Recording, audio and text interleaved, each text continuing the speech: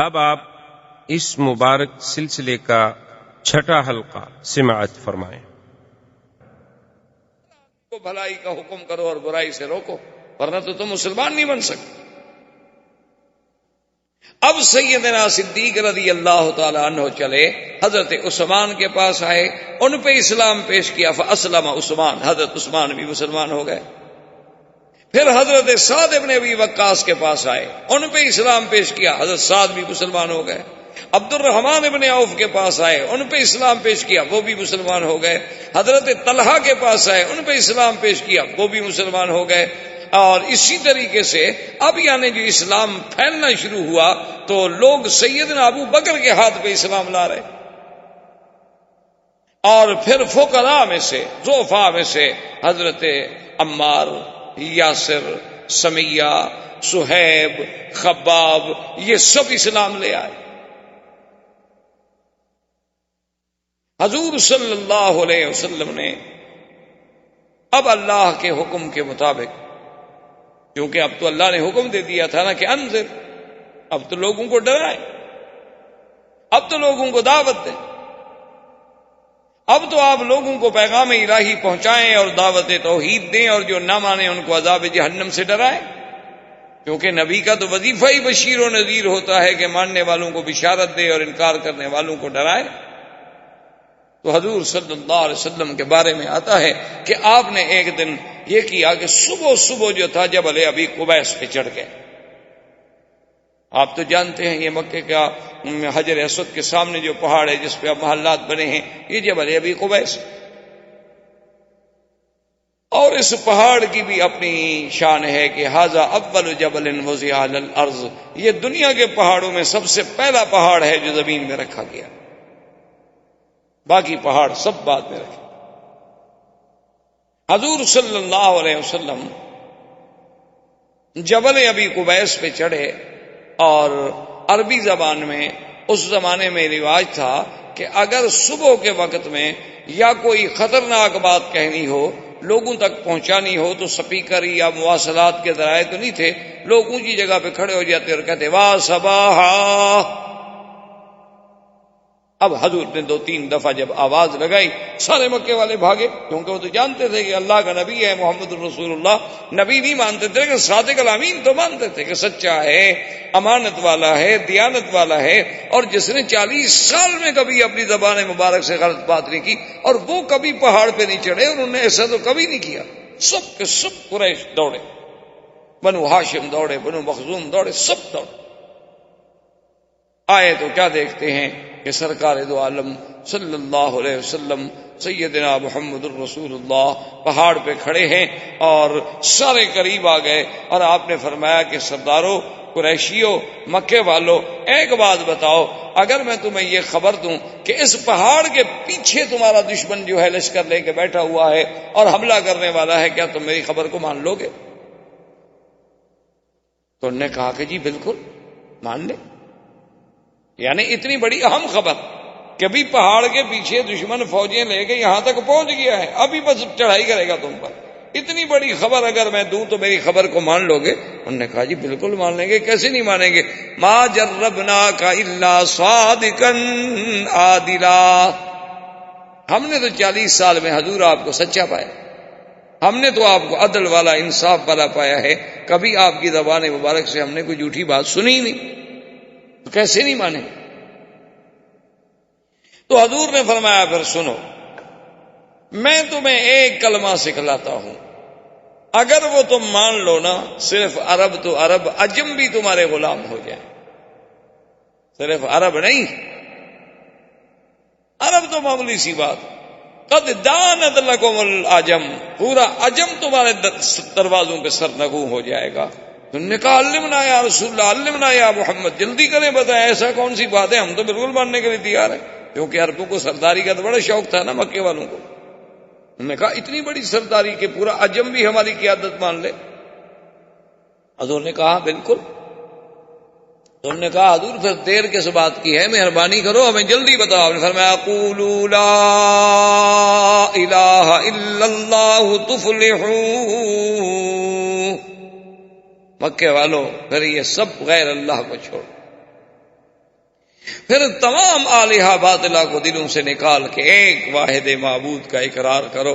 اب جب حضور نے دعوت توحید دی، اتنے گرم ہوئے کہ آپ کا بالکل حقیقی چچا ابی لہب، جس کی کنیت تھی، نام اس کا ابی لہب نہیں تھا، ابی لہب کنیت تھی، نام اس کا عبد العزیٰ تھا، کیونکہ عرب میں یہ رواج ہوتا ہے، ایک نام ہوتا ہے، ایک کنیت ہوتی ہے اور ایک لقب۔ تو اس کا نام تو عبد العزیٰ تھا لیکن کنیت ابی لہب تھی، اور علماء نے یہ بھی لکھا ہے کہ ابی لہب کنیت اس لیے رکھی گئی کہ اتنا خوبصورت آدمی تھا کہ اس کے رخسار ایسے جلتے تھے جیسے انگارے چمک رہے، اتنا سرخ۔ تو اس نے، بدبخت نے، سرکار دو عالم صلی اللہ علیہ وسلم کی شان میں سب سے پہلی جو گستاخی کی تو ابی لہب نے کی، کہا کہ تبا لک لہذا جماعتنا، کہنے لگا نعوذ باللہ، ہلاکت ہو آپ کے لیے، آپ کے ہاتھ ٹوٹ جائیں۔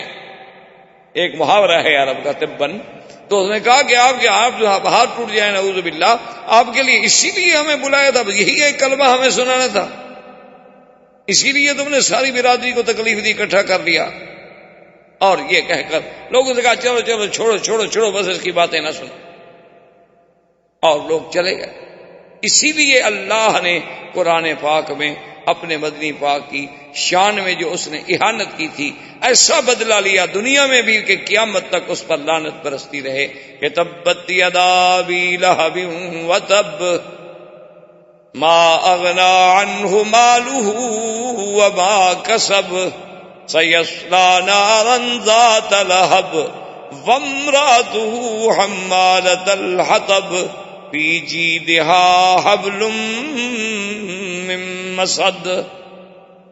تو اللہ نے قرآن پاک میں اتارا تو ابی لہب یہ کہہ کے آ گیا، لیکن اب کافروں نے حضور صلی اللہ علیہ وسلم کے مقابلے پر آنے کی سوچنی شروع کر دی کہ بھئی یہ تو روز توحید کی بات کر رہا ہے، کبھی سنتے ہیں حضرت عثمان مسلمان ہو گئے، کبھی سنتے ہیں عبد الرحمن بن عوف مسلمان ہو گئے، کبھی ہم سنتے ہیں کہ طلحہ مسلمان ہو گئے، اب مقابلے پہ تم۔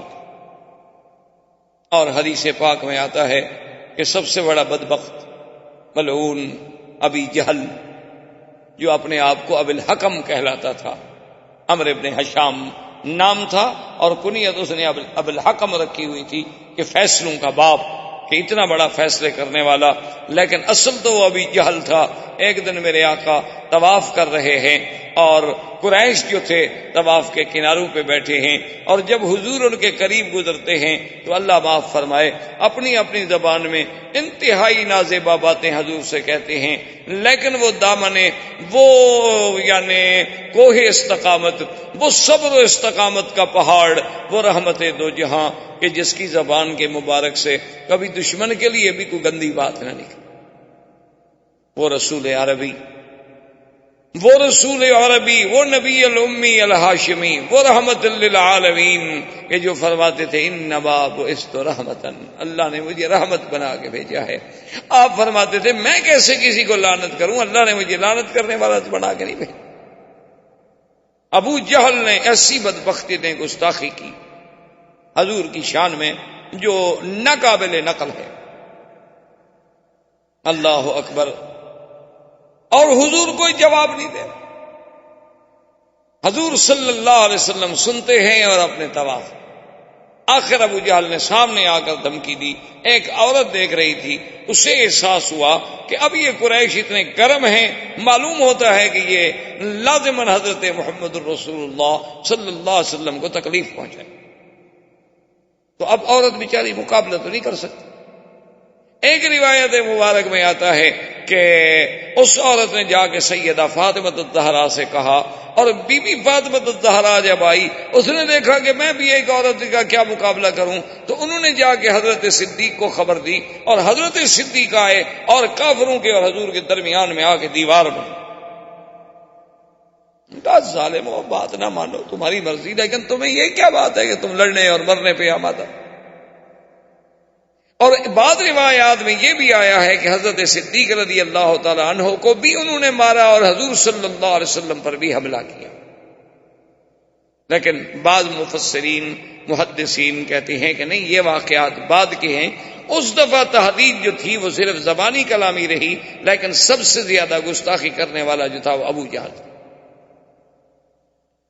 اب اب جناب جب ابو جہل کے بارے میں اس عورت نے تو سن لیا تھا نا کہ ابو جہل کیسی کیسی باتیں کہہ رہا ہے حضور کو، تو وہ دوڑی ہوئی گئی تو اس نے جا کے سیدنا حمزہ رضی اللہ تعالی عنہ کو کہا کہ حل سمیتا، تمہیں پتا ہے کہ ما قال ابی جہل نے آج کیا کیا؟ اس نے کہا کیا؟ چونکہ حضرت حمزہ شکار کھیلنے کے لیے گئے ہوئے تھے اور شکار کھیل کے ہی باہر جنگل سے تشریف لا رہے تھے کہ راستے میں عورت مل گئی. اس نے کہا آج تو اس نے ایسی ایسی باتیں کی، اتنی نعوذ باللہ سب کو شتم کیا اور اتنی تحدید کی اور اتنی دھمکیاں دی کہ زمین پھٹ جاتی، لیکن کوئی بھی حضور کی طرف سے جواب دینے والا نہیں تھا اور حضور صبر کر کے سنتے رہے. حضرت حمزہ کا خون کھول گیا. اب اسلام تو نہیں لائے تھے، مسلمان نہیں ہوئے تھے. حضرت حمزہ نے اپنا شکار وکار وہیں پھینکا اور دوڑے تلوار لے کر اور پوچھا آئین ابی جہل، ابا جہل کا. نے کہا وہ دار الندوہ میں بیٹھا ہے. تو دار الندوہ میں پہنچے اور آتے ہوئے ابی جہل کے سر پہ تلوار الٹی کر کے ماری کہ اس کے سر کو زخمی کر دیا اور خون بہنے لگا. انہوں نے کہا حل تسب محمد، خبردار تم محمد مصطفیٰ کو گالیاں دیتے ہو. اللہ کے نبی کے خلاف کوئی اگر زبان ہلے گی تو میں زبان کھینچ لوں گا. تم نہ مانو ان کی بات کو، لیکن یہ تمہیں کس نے حق دیا ہے کہ گالیاں دو؟ تمہیں نہیں پتا کہ میں ابھی زندہ ہوں؟ تمہیں نہیں پتا کہ حمزہ ابھی دنیا میں موجود ہے؟ اور اس کو مار کر بنی مخزوم کو جب پتا چلا تو وہ وہاں سے تلواریں لے کے نکلے حضرت حمزہ کے مقابلہ کرنے کے لیے. بنو مخزوم جو تھا وہ قبیلہ تھا ابی جہل کا، اصل قبیلہ تو قریش تھا نا، پھر آگے شاخیں تھیں، کہیں بنو ہاشم تھے، کہیں بنو مخزوم تھے، کہیں بنو کلاب تھے، کہیں بنو، اصل تو قریش تھے. تو وہ جناب جب دوڑے تو ابو جہل آدمی تو بہرحال یعنی اپنے دنیاوی اعتبار سے تو بڑا سمجھدار تھا. اس نے اپنے قبیلے سے کہا کہ لا تفعلوا شیئا لا تقولوا شیئا، خبردار حمزہ کو کچھ نہ کہنا، زیادتی تو میری ہے، میں نے حضور کی شان میں گستاخی تو کی، گالیاں تو دی. اللہ کے نبی نے، حضرت محمد رسول اللہ صلی اللہ علیہ وسلم نے تو مجھے کچھ نہیں کہا تھا، لیکن میں نے زیادتی کی. تو اب اگر حمزہ نے اپنی اس زیادتی کا بدلہ لیا ہے تو ٹھیک ہے، آخر حضرت حمزہ تو ان کے ابن عم ہیں. تو حضرت حمزہ اس خوشی میں پوچھتے ہوئے آئے کہ این محمد صلی اللہ علیہ وسلم، کہ محمد رسول اللہ کہاں؟ انہیں بتلایا گیا کہ حضور اپنے گھر میں. تو حضرت حمزہ رضی اللہ تعالی عنہ اسی عالم میں تشریف لائے اور آگے کہا کہ ابشر یا محمد، کہ محمد پاک مبارک ہو، میں نے تمہارا بدلہ لے لیا، انتقام لے لیا میں نے ابی جہل سے کہ اس نے آپ کی شان میں زبان درازی کی، اور میں نے دار الندوہ میں سرداروں کے سامنے، روسائے کفار قریش کے سامنے اس کے سر پہ تلوار مار کے سر زخمی کر دیا. حضور چپ. تو حضرت حمزہ نے کہا حضور میں اتنا بڑا مقابلہ کر کے آ رہا ہوں، یعنی میں نے ابو جہل سے لڑائی لے لی، بنو مخزوم سے لڑائی لے لی، اور آپ کو خوشی نہیں ہوئی. آپ نے فرمایا حمزہ مجھے تو خوشی تب ہوگی جب تم کہو گے لا الہ الا اللہ. یہ بدلہ لینا تو معمولی سی بات، یہ تو تم نے میری ذات کا دفاع کیا ہے، تم نے میرے دین کا تو دفاع نہیں کیا. یہ تو میری ذات کے لیے تم کھول گئے، تمہارا خون کھول گیا، اور یہ تو قبیلوں کی بات ہے، قبیلے والے کی مدد کرتے ہیں، لیکن مجھے تو تب خوشی ہوگی جب تم میرے دین کے سپاہی بنو گے، میرے دین کا دفاع کرو گے. فشہد وقال فاسمع یا رسول اللہ اشہد ان لا الہ الا اللہ واشہد ان محمد رسول اللہ. انہوں نے کہا حضور پھر سن لیں، اگر آپ کو اسی پہ خوشی ہے تو پھر گواہ ہو جائیں گے میں بھی مسلمان ہوں. اب حضرت حمزہ بھی مسلمان ہو. حضور صلی اللہ علیہ وسلم کا اب دعوت کا زور جب پھیلنے لگا تو کفار قریش اکٹھے ہو کے آئے اور انہوں نے آ کے آپ کے چچا ابی طالب سے کہا کہ بھائی یہ کیا بات ہے، انہ یصفح احلامنا وانہ یصفح اجدادنا وانہ یخالف دیننا، کہ محمد مصطفیٰ تو ہمارے بالکل یعنی وہ کہتے ہیں ہم سب پاگل ہیں، ہمارے باپ دادا بھی پاگل تھے اور ہمارے اجداد بھی پاگل تھے جو سب بتوں کی پوجا کرنے آئے، اور پھر لات عزا ہمارے خداؤں کو بھی نہیں معاف کرتا، اس کا کیا کیا جائے؟ تو اس نے کہا کہ تم خود بات کرو. نے کہا کہ نہیں تم بھی بات کرو، ہم بھی بات کریں گے. تو ایک روایت میں آتا ہے کہ سردار قریش اکٹھے ہو کے آئے، انہوں نے کہا محمد عربی صلی اللہ علیہ وسلم ہم آپ سے کچھ بات کرنا چاہتے ہیں. انہوں نے ٹھیک بات، کیا بات؟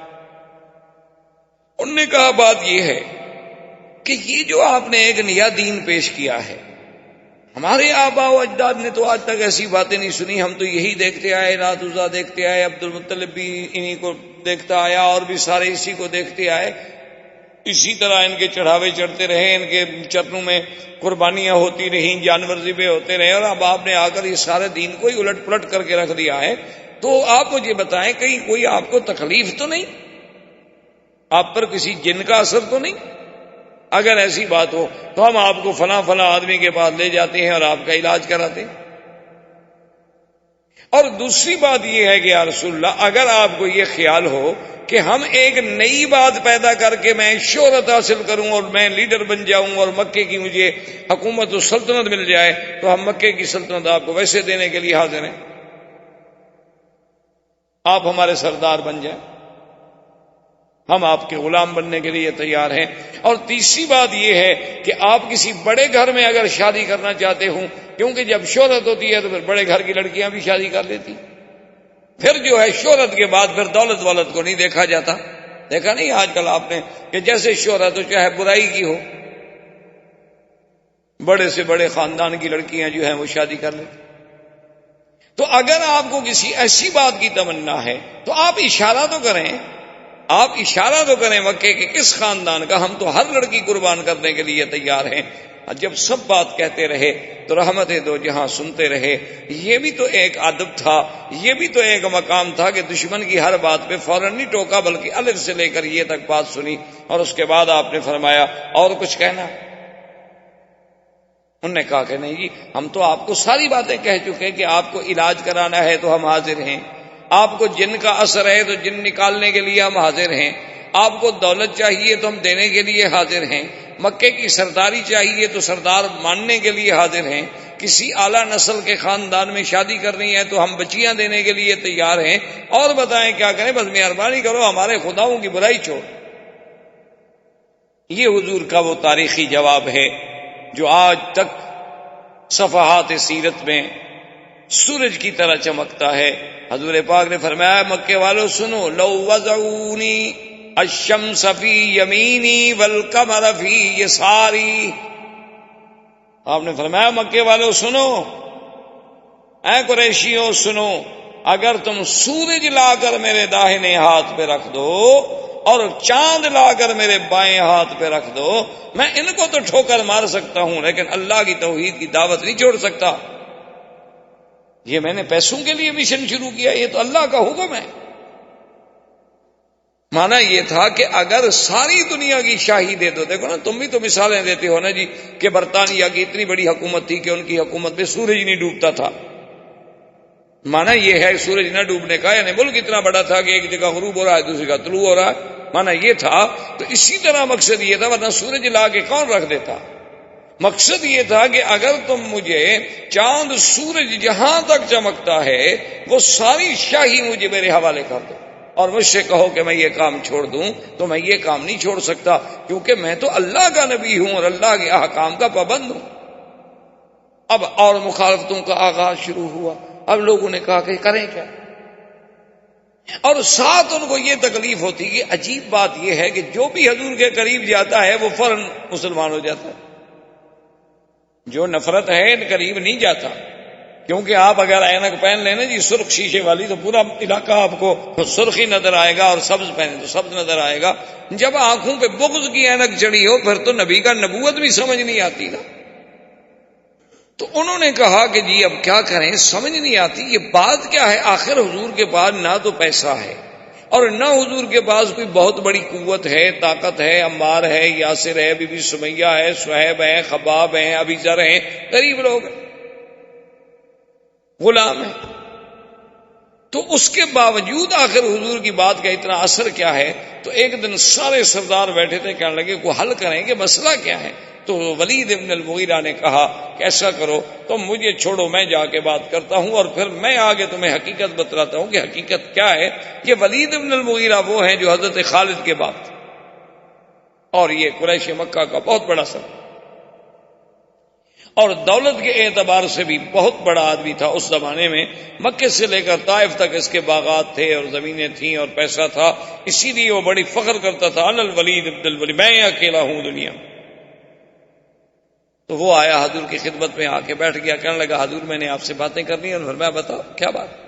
اس نے پھر وہی ساری باتیں دہرائی کہ جی آپ کیوں ہمیں جھوٹا کر رہے ہیں، آپ کیوں ہمارے خداؤں کی تذلیل کر رہے ہیں. حضور سنتے رہے. جب بات ختم ہو گئی حضور نے فرمایا ولید تم نے بات ختم کر لی؟ تو ولید نے کہا کہ ہاں یا محمد میں نے بات ختم کر لی. آپ نے فرمایا اچھا بیٹھو اب میری بات بھی سن. حضور صلی اللہ علیہ وسلم نے اللہ کے قرآن کی سورت فصلت پڑھی. جب حضور نے قرآن پڑھنا شروع کیا تو اس آیت میں، ان آیات میں ایک آیت یہ بھی تھی کہ کیا تم اس مقام پر جانا چاہتے ہو کہ جیسے قوم عاد پہ اللہ کا عذاب آیا تم پر بھی آئے. جب یہ آیت اس نے کہا ناشدتک باللہ وبالرحم یا محمد، تمہیں اللہ کی قسم، تمہیں ہماری رشتہ داری کی قسم، بس کریں میں نہیں برداشت. اور وہاں سے ولید دوڑا اور سیدھا گھر. وہ ندبے میں قریش وہاں بیٹھے ہیں انتظار کر رہے ہیں اور ولید دوڑا سیدھا گھر. اب قریشیوں نے کہا کہ ہاں صبا ولید. معلوم یہ ہوتا ہے کہ ولید پر بھی اللہ کے نبی کا اثر ہو گیا. دیکھو نا وہ ادھر آنا تھا نا ہمیں جواب دینے کے لیے، ہمارے بجائے وہ گھر چلا گیا. معلوم ہوتا ہے کہ وہ بھی گیا. اب ابو جہل لے کے وہاں پہنچا. اس نے کہا تمہیں کیا ہو گیا؟ کیا تم بھی سبو تھا؟ تم نے بھی دین محمد مصطفیٰ اختیار کر لیا اور باپ دادے کے دین کو چھوڑ دیا؟ اس نے کہا چھوڑو ان باتوں کو، یہ باتیں نہ کرو. تو اس نے کہا کہ جادوگر ہے. اس نے کہا کیا کہتے ہو؟ میں سب سے زیادہ جادو کو جاننے والا ہوں. انہوں نے کہا شاعر ہے. اس نے کہا واللہ انا اعرف بکلام الشعراء، میں زیادہ شعراء کو جاننے والا ہوں. انہوں نے کہا جادوگر بھی نہیں، شاعر بھی نہیں، تو کاہن ہے. انہوں نے کہا چھوڑو کیا کہتے ہو، کاہن گندے پلید رہنے والے لوگ ہیں، محمد عربی کا کہانت سے کیا تعلق ہے؟ اس نے کہا آخر وہ کیا ہے؟ اس نے کہا بات سنو، وہ جو کہتا ہے کہتا سچ ہے. اور جو قرآن اس نے پڑھا ان علیہ لحلاوۃ، خدا کی قسم اس میں ایسی مٹھاس تھی، وَإِنَّ عَلَيْهِ لَتَلَاوَةٌ وَإِنَّ أَعْلَاهُ لَمُثْبِرٌ وَإِنَّ أَسْفَلَهُ لَمُغْدِقٌ. وہ تو ایسا کلام تھا کہ اس نے تو میرا سب کو چھوڑا کے رکھ لیا اور میں تو یہ سمجھا کہ کہیں اب عذاب ہم پر نازل نہ ہو جائے. خدا کی قسم وہ جو کہہ رہا ہے وہ کسی بندے کا کلام نہیں. انہوں نے کہا دیکھا ہم تو کہتے تھے نا اچھا تم بھی تو اب جا رہے ہو نا. انہوں نے کہا نہیں میں نے خیر اپنا دین تو نہیں چھوڑا، لیکن جو بات سچی ہے وہ شاعر نہیں، وہ ساحر ہے. تو اب ابو جہل نے اسے تانے دے کر روکنے کی کوشش کی کہ اس کو غیرت دلاؤ کہ اچھا یار تم تو بڑے سردار بنتے تھے، ایک بات سنی اور تم بھی ختم ہو گئے. نہیں میں اپنے دین پہ قائم. وہ ضد میں آ گیا نا. پھر ابو جہل جانتا تھا کہ اس کی غیرت کو بھارو نہیں ہے تو کیا حد سے یہ بھی مسلمان ہوتا ہے. کیونکہ جو بھی حضور کے قریب جاتا ہے اور جو بھی حضور صلی اللہ علیہ وسلم کے پاس بیٹھتا ہے اور جو بھی سرکار دو عالم کی زبان مبارک سے اللہ کا کلام سنتا ہے وہ تو اسی وقت ختم ہو جاتا ہے. اور کیسے نہ ہو، کلام اللہ کا ہو اور زبان محمد کی ہو صلی اللہ علیہ وسلم. یعنی آپ اندازہ فرمائیں کہ آج صدیاں بیت گئیں، آج ایک اچھا قاری قرآن پڑھے تو انسان کا دل جھوم جاتا ہے.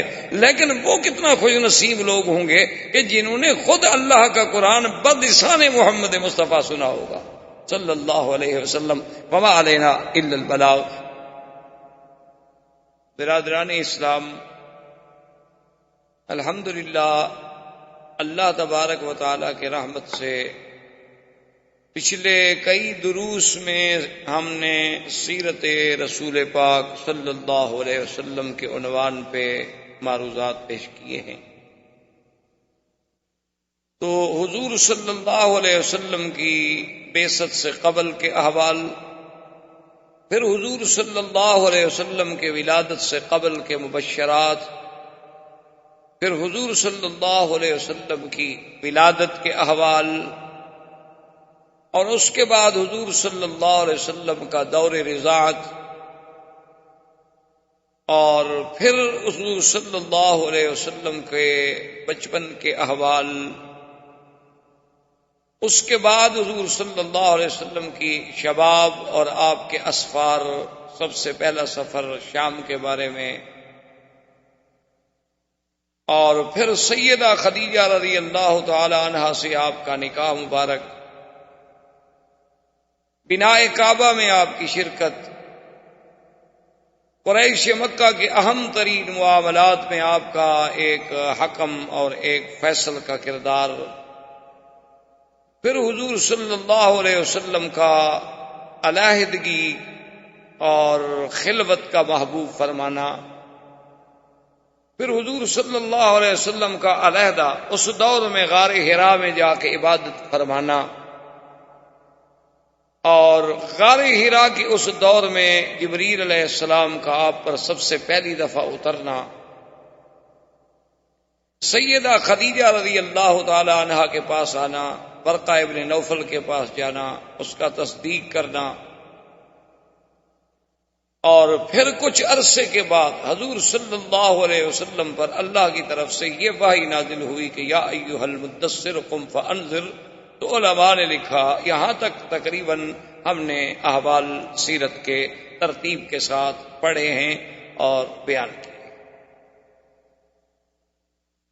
تو علماء کرام یہ فرماتے ہیں کہ ہر پیغمبر میں دو اصل میں مقام ہیں، ایک مقام نبوت ہے اور ایک مقام رسالت ہے۔ مقام نبوت تو یہ ہوتا ہے کہ اللہ کی وحی آ گئی، اللہ تبارک و تعالیٰ سے علاقہ وحی قائم ہو گیا، لیکن اس کو مستقل شریعت نہیں دی جاتی، کتاب نہیں دی جاتی۔ اور رسول وہ ہوتا ہے جس کو اللہ مستقل شریعت عطا فرماتے ہیں اور کتاب عطا فرماتے ہیں۔ تو اس کو یوں سمجھیں کہ ہر رسول تو نبی ہوتا ہے، لیکن ہر نبی رسول نہیں ہوتا۔ جیسے کہ حضرت ہارون علیہ السلام نبی تھے لیکن رسول نہیں تھے، موسیٰ علیہ السلام اللہ کے رسول بھی تھے اور نبی بھی تھے، تو سرکار دو عالم صلی اللہ علیہ وسلم بھی اللہ کے رسول بھی ہیں اور نبی بھی۔ تو اب علماء یہ فرماتے ہیں کہ جب غار حرا میں پہلی آیتیں اتری، اقرا بسم ربک الذی خلق، خلق الانسان من علق، 5 آیتیں جب اتری تو وہ کہتے ہیں نبئ رسول اللہ، یعنی حضور کو نبوت مل گئی کہ اللہ کی وحی کا سلسلہ آپ کے ساتھ شروع ہو گیا۔ اور جب اللہ نے کچھ عرصے کے بعد پھر یہ آیت مبارک اتاری کہ یا ایھا المدثر قم فانذر، اے کپڑے میں لپٹنے والے میرے محبوب اٹھیں، اب آپ لوگوں کو ڈرائیں، تو اب معنی یہ ہے کہ رسالت کی ابتدا ہو، کیونکہ نبوت میں تو وحی کا تعلق تھا، رسالت میں حکم انذار جب شروع ہوا تو معنی یہ، اس لیے بعض علماء اس کو عربی میں کہتے ہیں نبئ باقرا وارسل بالمدثر، کہ حضور صلی اللہ علیہ وسلم کو نبوت کا شرف تو مل گیا جب آپ پر اقرا نازل، اور جب آپ پر سورت مدثر نازل ہوئی تو پھر حکم انذار ملا کہ اب آپ لوگوں کو ڈرائیں، لوگوں کو اللہ کے عذاب سے بچائیں، لوگوں کو جہنم سے ڈرائیں، لوگوں کو جنت کی بشارات دیں۔ تو اب جناب یہ احکام آئے۔ اسی طرح حکم آیا انذر عشیرتک الاقربین، کہ اپنے عزیزوں کو اور اپنے رشتہ داروں کو بھی آپ ڈرائیں۔ تو اب حضور صلی اللہ علیہ وسلم نے فرائض رسالت کی ادائیگی کے لیے آپ نے کام شروع فرمایا۔ اسی ضمن میں حضور صلی اللہ علیہ وسلم پر سب سے پہلے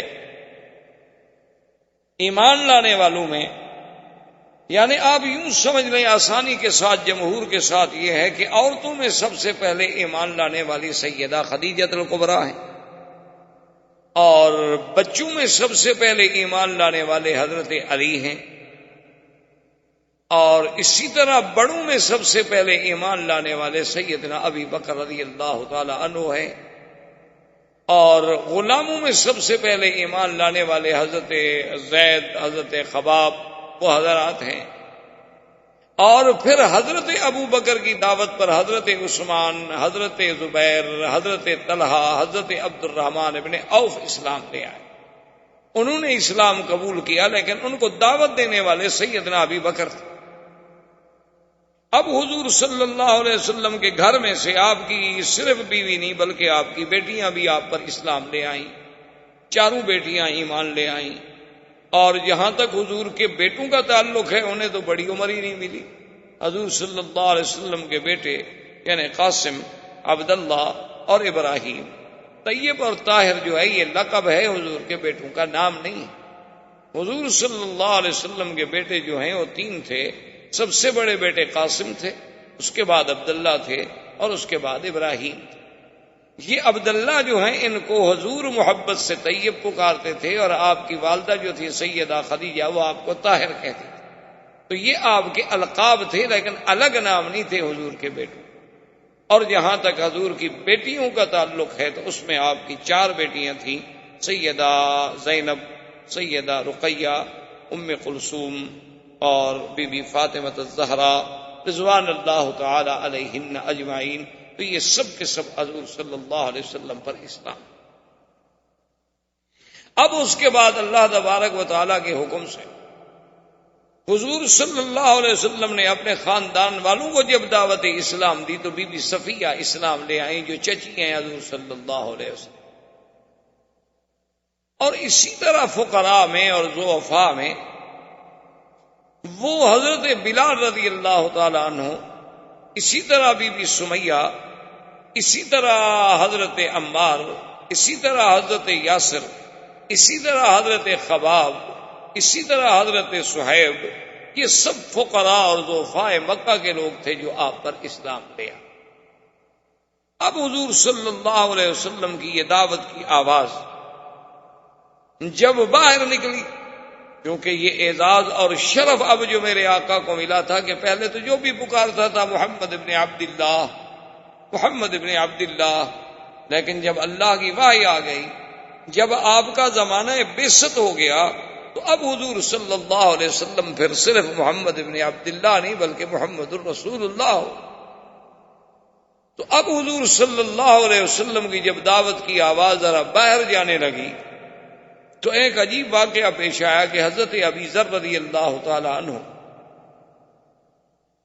یہ ابی ذر رضی اللہ تعالی عنہ جو ہیں یہ بھی حضور کے بڑے شان والے صحابہ ہیں، اور یہ ان صحابہ میں ہیں جو زہاد تھے، جو بڑے زاہد تھے، بڑے عابد تھے، اور یہ ان لوگوں میں ہیں کہ جو آج کا کھانا کل کے لیے رکھنے کو بھی جائز نہیں سمجھتے تھے۔ یعنی حضرت ابی ذر جو تھے ان کا اتنا اس بات پہ یقین تھا، وہ کہتے تھے کہ مسلمان کو کیا ضرورت ہے کہ کل کے لیے کھانا بچا کے رکھے، کوئی پتہ نہیں ہم کل زندہ بھی رہیں گے کہ نہیں رہیں، تو کیا ضرورت ہے ہم خواہ کھانا رکھیں۔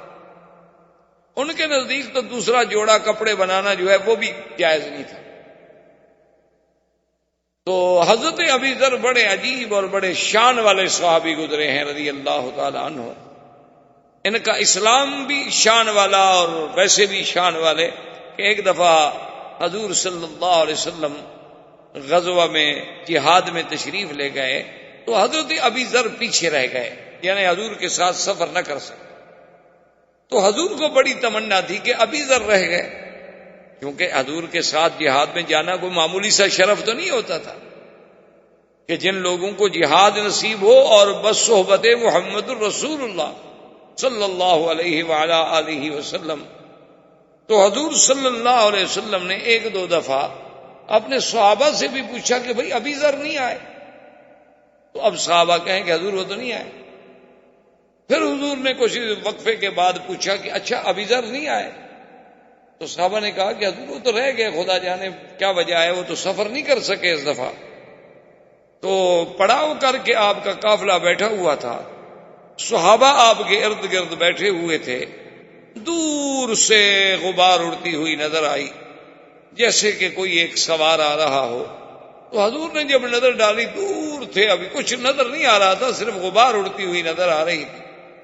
تو آپ نے فرمایا کن ابا ذر، کہ خدا کرے تو ابو ذر ہو، یعنی آنے والا جو ہے خدا کرے تو ابی ذر ہو۔ تھوڑی دیر گزری تو جا ابی ذر، حضرت ابی ذر حاضر ہو گئے۔ حضور نے فرمایا کہ ابی ذر تم عجیب آدمی ہو، قافلہ چلا آیا اور تم اکیلے رہ گئے۔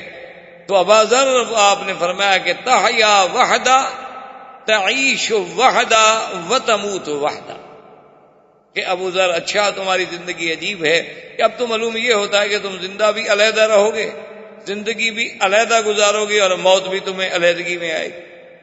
حضور صلی اللہ علیہ وسلم کی زبان مبارک سے یہ لفظ نکل گئے۔ اب اللہ کے نبی کی زبان سے جو بات نکلے تو اللہ تو اس کو پورا فرما ہی دیتے ہیں۔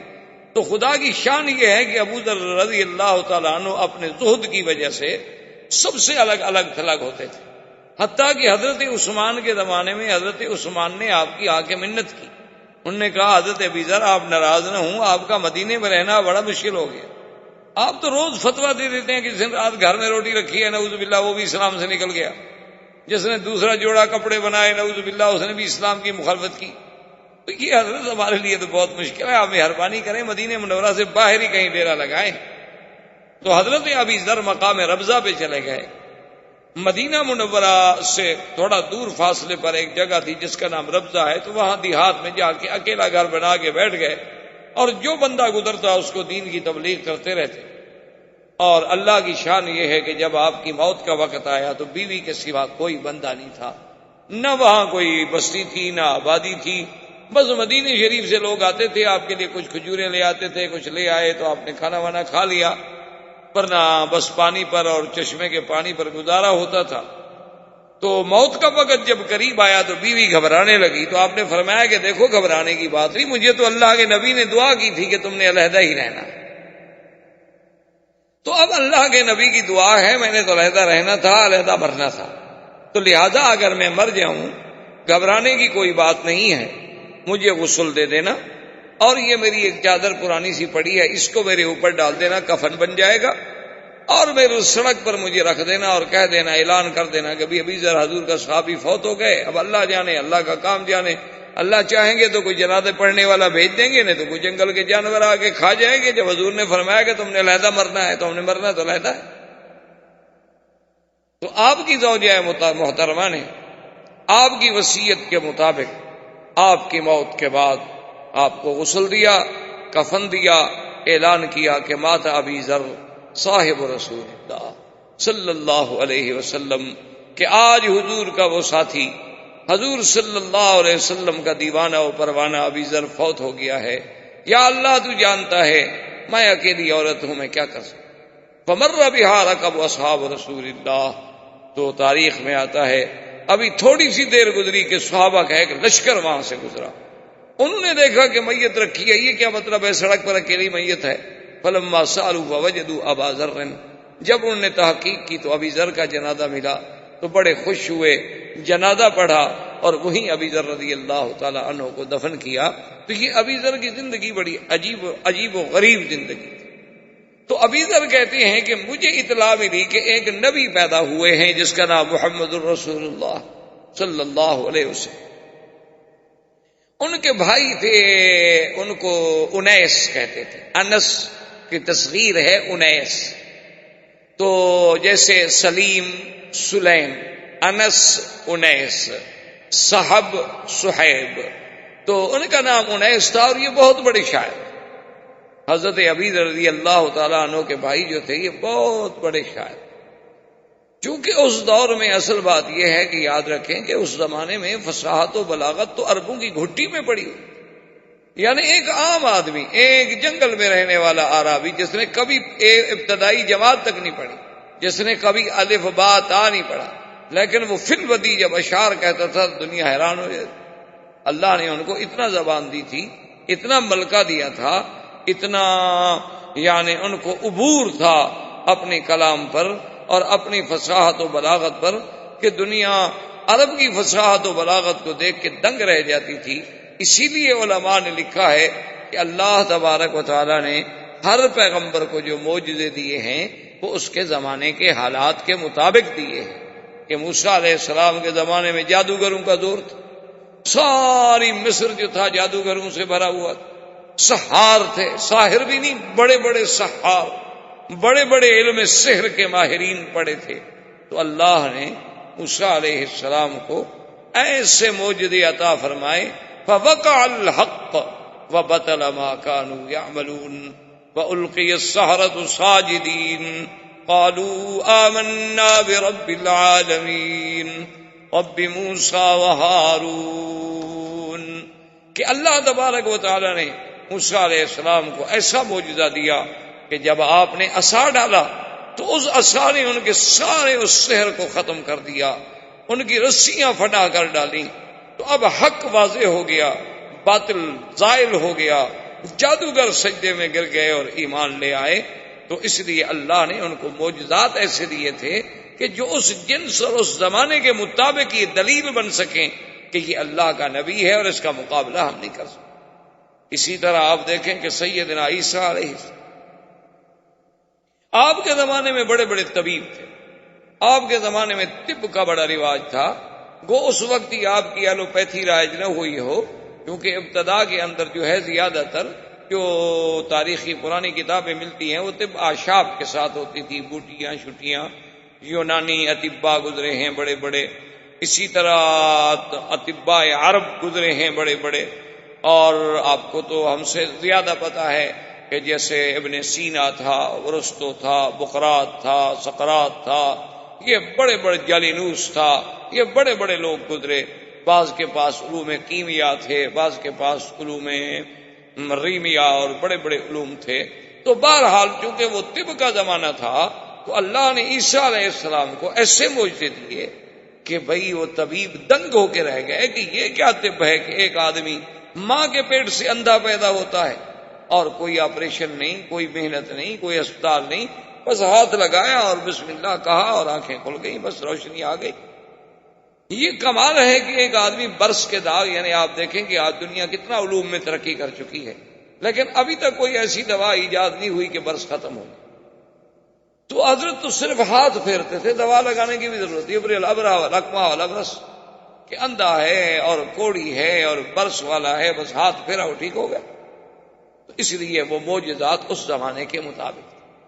اور میرے آقا رحمت دو جہاں سرکار دو عالم سیدنا محمد الرسول اللہ صلی اللہ علیہ وسلم کی بعثت کا جب زمانہ آیا تو اب دنیا اپنی معراج پہ پہنچ چکی تھی، یعنی وہ انسانیت جو ایک ابتدائی زمانہ طفولیت سے آدم علیہ السلام کے زمانے سے شروع ہوئی، اب وہ طفولیت، اب گویا وہ رضاعت، اب گویا وہ شباب، اب گویا وہ بچپن، اب وہ ساری ادوار گزار کے حضور کے زمانے میں پوری انسانیت اپنے مقام معراج پہ آ گئی تھی۔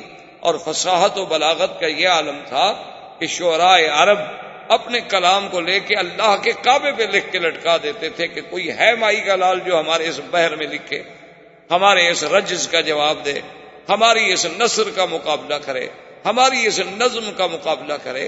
تو اس لیے قصائد معلقہ آج بھی ہماری کتابیں جو ہیں معلقات سبع معلقہ کے نام سے، وہ سبع معلقہ کیا تھے کہ مختلف شعراء نے لکھ کے لٹکا دیے تھے کہ اس کا مقابلہ کریں۔ تو اب چونکہ یہ فصاحت و بلاغت کا دور تھا، زمانے میں اتنی فصاحت و بلاغت تھی کہ جب عرب بات کرتے تھے تو حیرت ہوتی تھی ان کی بات سے، یعنی آپ ان کی فصاحت و بلاغت اور ان کی جزالت اور ان کا نئے سے نئے انداز میں گفتگو کرنا، یہ چیزیں جو تھی، اور بڑا اشارات و کنایات، اللہ نے اپنے نبی کو ایسا معجزہ دیا قرآن کہ تمام دنیا کے فصحاء و بلغاء جو تھے وہ دنگ رہ گئے، کوئی ہمت نہ کر سکا کہ اللہ کے قرآن کے مقابلے پہ آئے۔ یعنی آپ دیکھیں ان کے یعنی فہم کا عالم، کہ ایک قیس شاعر گزرا ہے، ایک تو امراء القیس تھا نا، ایک اور شاعر تھا قیس، وہ گزرا، بادشاہ غصے میں آ گیا، اس کی بڑی لمبی چوڑی کہانی ہے۔ تو غصے میں آنے کے بعد بادشاہ نے اس کو بلوایا اور سزائے موت جاری کی۔ بہرحال بادشاہ سزائے موت جب دے دی، اس کو پکڑ کے جب لے جا رہے تھے موت کے لیے، تو جو اس وقت سپاہی ہے جو کچھ سیف تھے، تو انہوں نے کہا کہ دیکھو تم ابھی مر جاؤ گے، ہم تمہیں پھانسی دے دیں گے، لیکن اگر تمہاری کوئی وصیت ہے، کوئی پیغام ہے تو وہ دے دو، اور تو ہم کچھ نہیں کر سکتے، لیکن ہمارے ہاں بھی یہ رواج ہے کہ آخری وصیت پوری کی جاتی، تو آپ ہمیں کوئی پیغام دے دیں۔ انہوں نے کہا میں نے کیا پیغام دینا ہے، شاعر آدمی ہوں، نہ میری کوئی اتنی بڑی برادری ہے، میری تو صرف 2 لڑکیاں ہیں اور فلاں شہر میں رہتی ہیں، اور کبھی آپ لوگوں کا وہاں آنا جانا ہو تو بس ان کو اتنا کہہ دیجئے گا کہ یا ابنتا قیس ان اباکم، بس۔ انہوں نے کہا دیکھو بیچارہ موت کی وجہ سے سٹیا گیا، دماغ چل، یہ کیا پیغام ہوا بھی یا ابنتا قیس ان اباکما، کہ اے 2 قیس کی بیٹیاں تحقیق تمہارا باپ کیا ہوا ہے، یہ کیا پیغام ہے بھائی؟ تو انہوں نے کہا اچھا ٹھیک ہے پہنچا دیں گے۔ انہوں نے کہا اب یہ تو مر رہا ہے، جان چھوڑے، وہ مر گیا، پھانسی دے دی گئی، ختم ہو گیا۔ مدتیں گزر گئیں، سال 2 سال جتنے گزرے، اتفاق سے وہ 2 سپاہی یعنی اتفاقاً اس گاؤں میں گزرے جس گاؤں میں وہ قیس رہتا تھا، تو ان کے دماغ میں بات یاد آئی۔ انہوں نے کہا کہ چلو بھائی ہم اس کی وصیت پوری کرنے تو نہیں آئے، لیکن اتفاق سے یہاں آئے ہوئے ہیں، تو اب اسی بستی میں رہتے ہوئے اگر ہم ایک پیغام اس کو دے دیں تو کیا مشکل ہو جائے گا؟ انہوں نے کہا دے دیں۔ انہوں نے آگے پوچھا بھی یہاں کوئی قیس نامی شاعر تھا؟ انہوں نے کہا ہاں۔ انہوں نے کہا اس کی کوئی اولاد؟ نے کہا اس کی 2 بیٹیاں ہیں، وہ بیچارے غریب ہیں، بکریاں شکریاں چرا رہی ہوں گی فلاں جگہ پر۔ تو انہوں نے آپس میں مشورہ کیا، انہوں نے کہا کہ بھئی بات یہ ہے کہ وہ اس کا پیغام تو ہم پہنچا دیتے ہیں، پہلے تو دماغ پہ زور دیتے رہے کہ کیا کہا تھا، اس نے کہا یہ کہا تھا، اس نے کہا یہ کہا تھا، اس کے بعد خیر بہرحال ان کو بات یاد آ گئی۔ انہوں نے کہا پیغام دے دیتے ہیں لیکن اس کی بچیوں کو یہ نہیں بتلاتے ہیں کہ تمہارا باپ جو ہے وہ قتل ہو گیا، بادشاہ نے پھانسی دے دی، لڑکیاں بیچاری روتی رہیں گی، ہم کیوں خواہ ان کو غم میں مبتلا کریں؟ اگر ان کو اطلاع مل چکی ہے تو الگ بات ہے، ورنہ یہ ہے کہ ہم یہ پیغام دے کے چلے جائیں، بعد میں کوئی بتائے گا کہ مر گیا ہے نہیں مر گیا، ہم کیوں بیچاری کو مصیبت میں ڈالیں؟ انہوں نے کہا ٹھیک ہے۔ وہ دونوں آ گئے، وہ بکریاں چرا رہی تھی، ان کو ملے، پوچھا کہ ابنتا کیسے؟ نہ کہا کیا بات؟ انہوں نے کہا تمہارا باپ میرے۔ انہوں نے کہا کہاں، ہم تو باپ کے لیے بہت پریشان ہیں، 2 سال ہو گئے باپ نہیں آئے۔ انہوں نے کہا فلاں شہر میں تھا اور بالکل تندرست تھا اور ٹھیک ٹھاک تھا، تو اس نے ہمیں کہا تھا کہ اگر تم وہاں کبھی جاؤ تو میرا پیغام دے دینا، میں تو کہیں آگے جا رہا ہوں، میرا لمبا سفر ہے، میری 2 بیٹی ہیں، ان کو اتنا بتا دینا کہ یا ابنتا قیس ان اباکم، بس۔ انہوں نے کہا اس کے علاوہ کوئی پیغام؟ نے کہا، انہوں نے کہا تو ایک لڑکی باتیں کرتی رہی اور ایک لڑکی نے پیچھے سے آ کر تلوار سے حملہ کیا اور ایک سپاہی کو قتل۔ جب تلوار ماری تو سپاہی تو مر گیا، دوسرا بھاگ گیا، اس کے پیچھے وہ لڑکیاں بڑی دوڑی لیکن وہ بھاگ گئی۔ اس نے آگے رپورٹ کی، بادشاہ نے پکڑا، وہ لڑکیاں پکڑی گئی۔ انہوں نے کہا تم نے ہمارا سپاہی مار دیا۔ انہوں نے کہا جی ہم نے تو اپنے باپ کا قاتل مارا ہے۔ نے کہا تمہارے باپ کا قاتل ہے؟ بادشاہ کو یاد نہیں کہ وہ تو میں نے سزائے موت دی تھی، کون تھا؟ کیس بھر گیا، روز تھوڑے قصے ہوتے ہیں، سینکڑوں روز کے واقعات آتے ہیں اور گزر جاتے ہیں۔ انہوں نے کہا وہ کیسے؟ انہوں نے کہا جی یہ ایک سپاہی موجود ہے، اس سے پوچھیں کہ اس نے ہمیں پیغام دیا ہے کہ یا ابنتا کیس ان اباکما۔ انہوں نے کہا ہاں جی۔ انہوں نے کہا اس نے اسی میں ہمیں حکم دیا تھا کہ قد قتل وقاتلہ لناکما، کہ تمہارا باپ مر چکا ہے، قتل کر دیا گیا اور قتل کرنے والے تمہارے سامنے کھڑے ہیں، بدلہ لینا ہے تو لے لو۔ تو ہمیں باپ نے اس میں پیغام دیا تھا، اور آپ تحقیق کریں اگر یہ ہمارے باپ کے قاتل نہیں ہیں تو پھر ہم نے زیادتی کی، اور اگر ہم نے اپنے باپ کا خون کا بدلہ لیا ہے تو بادشاہ سلامت، پھر آپ انصاف کریں۔ اگر ہم بچیاں ہیں، عورتیں ہیں، لڑکیاں ہیں، کہاں جاتی پھر ان کو ڈھونڈ رہے ہیں؟ اتفاق سے ہمارے پاس آ گئے تو باپ کے قاتل کو چھوڑ دیتی۔ تو بادشاہ نے جب تحقیق کی تو پتہ چلا کہ سزا تو ہم نے دی تھی لیکن یہی پولیس والے تھے اس کو لے جانے والے۔ تو انہوں نے کہا اچھا ٹھیک ہے، اس کے وارثوں کو ہم دیت دے دیتے ہیں، اور بچیوں کو کہا کہ تم چلی جاؤ۔ تو یعنی اندازہ یہ ہے کہ ایک لفظ سے اگلا پیغام سمجھ لینا، تو یہ کوئی معمولی بات نہیں ہوتی۔ یہ فصاحت و بلاغت جو ہے یہ بھی اللہ کی ایک دین ہے، ہر کسی کو نہیں ملتی۔ آپ کے ہاں بھی، آپ کی تاریخ ہند میں بھی بڑا ایک مشہور واقعہ گزرا ہے نا جی، کہ شہنشاہ ایران اس زمانے میں، جب وہ آج سے یعنی صدیوں پہلے، تو اس کے بیٹھے ہوئے ایک شاعر نے، یا کہتے ہیں کہ شہنشاہ ایران نے خود جو ہے اس کی زبان پہ ایک شعر آ گیا، فارسی زبان کا دورہ تھا کہ درے ابلق در جہاں کس نمی موجود، کہ بھئی موتی جو ہے وہ 2 رنگا نہیں ہوتا، یعنی اصلی موتی جو ہے یا سفید ہوگا جیسے اپنا ڈائمنڈ ہے، لال ہوگا جیسے یاقوت ہے، اچھا اسی طرح بھی نیلم ہوگا، زمرد ہوگا، کچھ ہوگا، یعنی ایک رنگ ہو۔ درے ابلق، ابلق کہتے ہیں نا جیسے گھوڑا ابلق ہوتا ہے جس میں 2 رنگ ہوتے ہیں، سفید ہے اور سرخ ہے، سفید ہے اور سیاہ ہے۔ تو اس نے کہا کہ درے ابلق در جہاں قسنمی موجود، کہ دنیا میں موتی جو ہے وہ 2 رنگا نہیں۔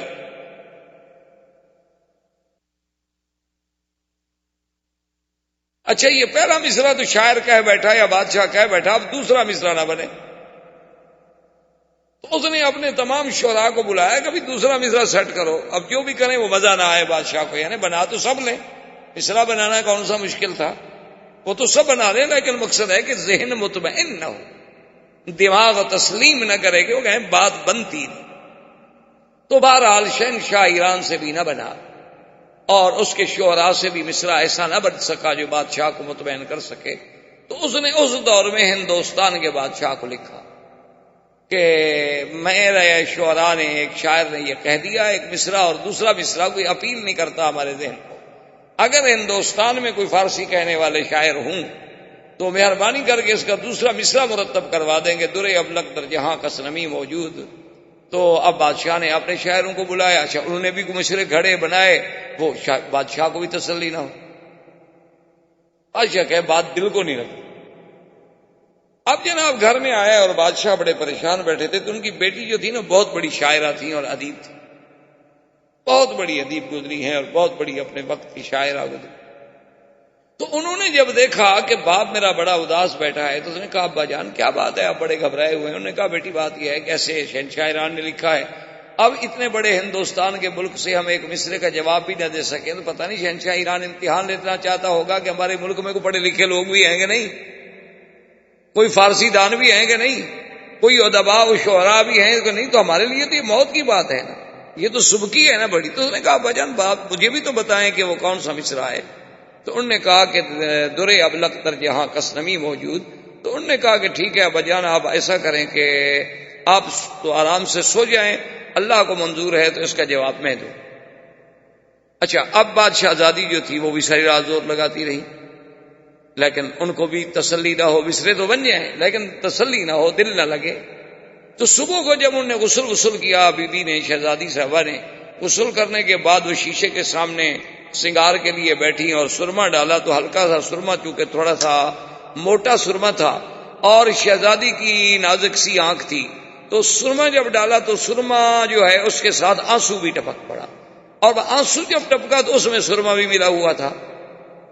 تو فوراً مصرع یاد آ گیا اس کو، اس نے کہا کہ درے ابلغ در جہاں کس نمی موجود مگر اشک بتانے سرما آلود، کہ دنیا میں کوئی موتی جو ہے وہ دو رنگا نہیں ہوتا مگر محبوب کی آنکھ سے ٹپکا ہوا آنسو جو سرما پہنتے ہوئے ٹپکے، وہ موتی جو ہے وہ ابلغ، کہ اس میں سفیدی بھی ہے سیاہی بھی ہے، تو ابلغ موتی تو مل گیا۔ تو اب جناب جی ابو زیب النساء نے یہ شعر کہا تو بادشاہ تو جھوم اٹھا نا، جو تو سب کے دماغ کو لگ گئی نا بات کے بعد، عقل سے، دلائل سے، فکر سے، ہر لحاظ سے، وزن سے، باہر سے پوری اتر رہی ہے۔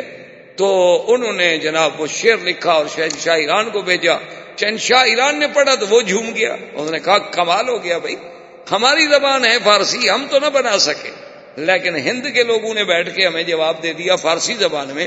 تو اس نے فوراً قاصد دوبارہ بھیجا کہ شہنشاہ ہند سے کہ میں آپ کی خدمت میں التجا کرتا ہوں کہ خدا کے لیے جس شاعر نے یہ جواب لکھا ہے وہ مجھے دے دیا جائے۔ اب ایک اور مصیبت بن گئی شہنشاہ ہند کے لیے کہ بھائی اچھا جواب لکھا کہ بیٹی بھی دے دوں۔ اب جناب جب وہ جواب آ گیا، وہ خط آ گیا، اب بادشاہ پھر پریشان ہو گیا۔ بیٹی نے پوچھا کیا بات ہے آپ کیوں پریشان؟ انہوں نے کہا ایسے ہوتا ہے، کوئی ایسی بات۔ تو اس نے اسی شہنشاہ ایران کے خط پہ لکھا کہ من منم مخفی منم بوئے گل در برگ گل، کہ میں اپنے آپ میں اس طرح چھپی ہوئی ہوں جس طرح خوشبو پھول کی پتی میں چھپی ہوئی ہوتی ہے۔ تو آپ کو پھول سونگھنے سے، خوشبو سونگھنے سے کام ہے، پتی چیرنے سے کام نہیں ہے۔ تو لکھ کے صبح بادشاہ نے دستخط کیے تو بادشاہ ایران سمجھ گیا کہ ان کی بیٹی کا شعر ہے، تو اس نے معذرت کر لی۔ تو ادیب لوگ اس قسم کے ہوتے تھے، فصیح لوگ اس قسم کے ہوتے تھے کہ اشارات کی زبان سمجھ جاتے تھے۔ یعنی آپ جو جہلائے عرب شعرائے جاہلیت عرب کو دیکھیں، یعنی آپ حیران ہوں گے کہ آج تک علماء قواعد یعنی علماء نحو، علماء صرف آج بھی اپنے قواعد کی بنیاد رکھتے ہیں تو شعرائے جاہلیت پر، کہ بھئی فلاں شاعر نے یوں کہا ہے، متنبی نے یہ کہا ہے، فلاں نے یہ کہا ہے، تو اس کا مطلب ہے کہ یہ ترکیب اور اس قسم کا جملہ کہنا ٹھیک ہے، اگر یہ ٹھیک نہ ہوتا تو فلاں زمانے کا شاعر ایسی بات نہ کہتا۔ لیکن اللہ نے جب حضور صلی اللہ علیہ وسلم کو قرآن کا معجزہ دے کے بھیجا تو کسی عالم نے کیا اچھی بات لکھی ہے، اس نے کہا کہ قرآن اپنے اندر ایک ایسا معجزہ تھا کہ اگر کسی صحرا میں رکھ دیا جائے اور کوئی بتانے والا بھی نہ ہو کہ یہ کون سی کتاب ہے، تو ہر پڑھنے والے کو اعتراف کرنا پڑے گا کہ مخلوق کی کلام، یہ کسی بندے کا کلام نہیں ہو سکتا، یہ لازماً کسی غیر مخلوق کا کلام ہے، اللہ کا کلام ہے، لیکن یہ کسی انسان کا کلام نہیں ہو سکتا۔ کیونکہ انسان کے کلام میں یہ نہیں ہو سکتا کہ بیک وقت مدح بھی ہو، بیک وقت ذم بھی ہو، ترغیب بھی ہو، ترہیب بھی ہو، وعد بھی ہو، وعید بھی ہو، اور پھر الف سے لے کر یہ تک ایک اسلوب ہو، ایک ترتیب ہو کہ بظاہر دیکھو تو سمجھ نہ آئے، جب غور کرو تو ایک ایک حرف میں تمہیں موتی ملے، ایک ایک حرف میں تمہیں احکام ملیں، ایک ایک حرف میں تمہیں مسائل ملیں۔ تو اللہ کے قرآن کی عظمت، حضور صلی اللہ علیہ وسلم کی یہ شعرا جب پہنچا تو ابی ذر کہتے ہیں کہ میں نے اپنے اس شاعر بھائی انیس سے کہا کہ بھی تم جا کے پتہ کرو، کوئی کہتا ہے شاعر ہیں، کوئی کچھ کہتا ہے، تم تو بہت بڑے شاعر۔ اور وہ مقابلے 3 دفعہ مقابلے جو تھے انیس شعراء سے جیت چکا تھا، خود اتنا بڑا شاعر۔ وہ مکے میں آ گیا، ادھر سے پوچھا ادھر سے پوچھا، کچھ دنوں کے بعد چلا گیا، ابو ذر سے کہا، لیکن ابو ذر کو اطمینان نہ ہوا، لگا کوئی تم کام کی بات تو لائے نہیں، بس یہی آگے تم نے کہا ہے کہ ایک نبی ہے، نام محمد الرسول اللہ ہے صلی اللہ علیہ وسلم، لیکن تم آپ سے ملتے، آپ سے بات کرتے، ان کی باتیں سنتے، پھر فیصلہ کرتے کہ وہ شاعری فرما رہے ہیں یا باقی کوئی اللہ کا کلام ہے، تم تو کوئی اچھی معلومات نہیں لے آئے۔ اب ایسا کرو کہ تم یہاں کا نظام سنبھالو، میں خود جاتا ہوں۔ ابھی ذر کہتے ہیں کہ میں مکے میں آ گیا اور اکیلا آدمی، کوئی جاننے والا نہیں، کوئی پہچاننے والا نہیں، اور مکے میں بھی میری کوئی جان پہچان نہیں، بنی غفار قبیلے کا میں آدمی تھا، اور مکے میں یہ عالم تھا کہ جو حضور کا نام لیتا تھا مشرکین مکہ اس کو مارتے تھے، کیونکہ اب ابتداء بعثت کے بعد وہ نفرتوں کا، وہ ظلم و جبر کا آغاز حضور کے خلاف ہو گیا صلی اللہ علیہ وعلا آلہ واصحابہ وسلم تسلیما کثیرا کثیرا۔ تو مکے والوں نے اتنی سختی کر رکھی تھی کہ پہلے تو کسی کو بتاؤ ہی نہیں کہ محمد مصطفیٰ کون ہے، اور اگر کوئی پوچھے تو پوچھنے والے کو مار دو تاکہ آئندہ پوچھنے والا جرات ہی نہ کرے، جو نام پوچھے اسی کو مارنا شروع کر دو۔ ابھی ذر کہتے ہیں یہ تو مجھے پتہ چل گیا، اب میں کیسے پوچھوں، جس سے پوچھوں تو مجھے مارے گا، اور پھر میرے قبیلے کا کوئی بندہ مکے میں نہیں رہتا جو مجھے چھڑا لے۔ اور فرماتے ہیں کھانے کو کچھ نہیں، تو فرماتے ہیں کہ پھر میں زمزم پیتا تھا اور زمزم پر ہی میں گزارا کرتا رہتا تھا، اور 3 دن گزر گئے، کوئی راستہ پیدا نہ ہوا کہ میں حضور صلی اللہ علیہ وسلم تک پہنچ سکوں۔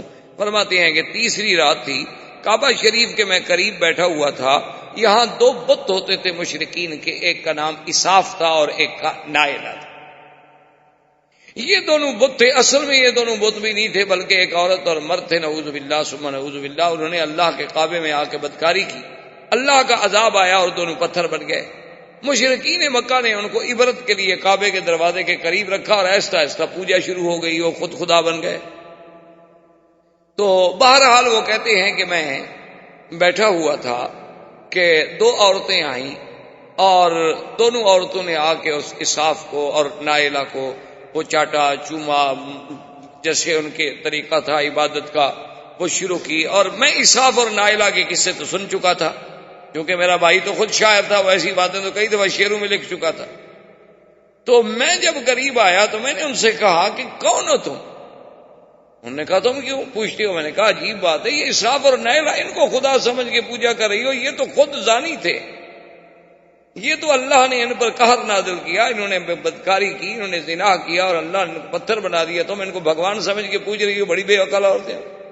تو انہوں نے جب میری بات سننے تو وہ چیختی ہوئی بھاگی۔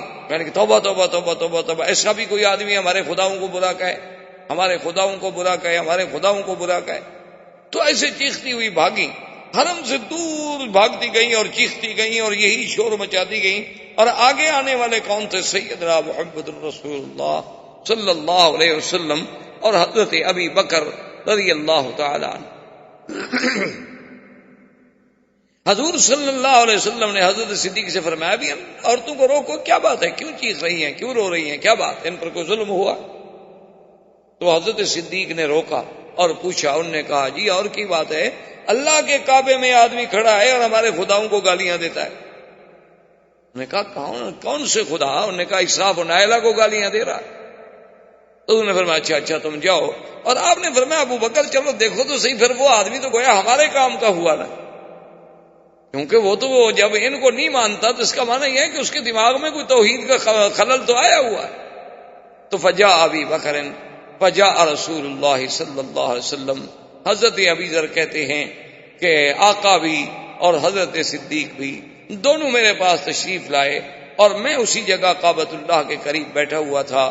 میں نے پوچھا تو آپ نے کہا کہ اچھا تم اسحاق اور نائلہ کو برا کہہ رہے تھے. اس نے کہا کہ جی ہاں میں کہہ تو میں رہا تھا, آپ کون ہیں؟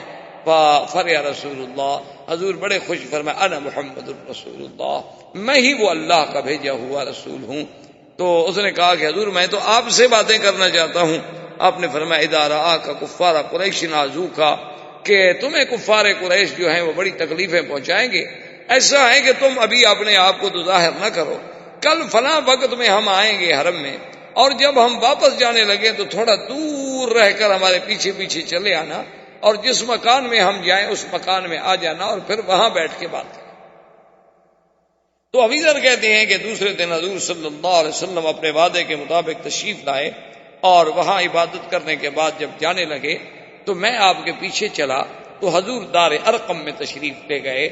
دار ارقم جو ہے جہاں اب صفا مروہ ہے, بالکل اس کے قریب ایک گھر تھا, ایک مکان تھا جس کا نام دار ارقم تھا, اور اس کا بھی ایک بہت بڑا تاریخ میں ایک مقام ہے کہ حضرت عمر بھی وہاں اسلام لائے, ابی ذر بھی وہاں اسلام لائے, سیدنا حمزہ بھی وہاں اسلام لائے. لیکن چونکہ حرم کی توسیع میں صفا مروہ کے بڑھانے میں ضرورت تھی تو اب تو وہ حرم کا ایک حصہ بن گیا.